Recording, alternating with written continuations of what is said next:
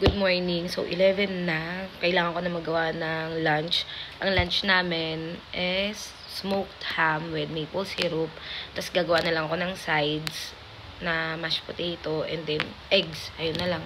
So, magkakanin pa din si Ken at saka magkakanin pa din ako. Kaya, magsasangag na lang ako ng konting sinangag. So, wait muna. And I'm gonna make our lunch.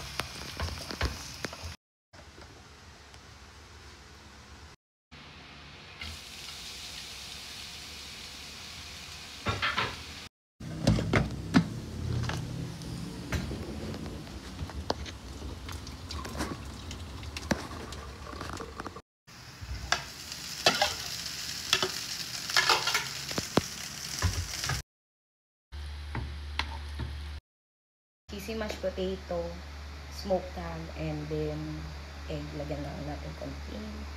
Para cute. Cured with maple syrup na tong ham natin, pero gusto ko na may tamis pa honey. So, lagyan natin siya ng honey. Sarap.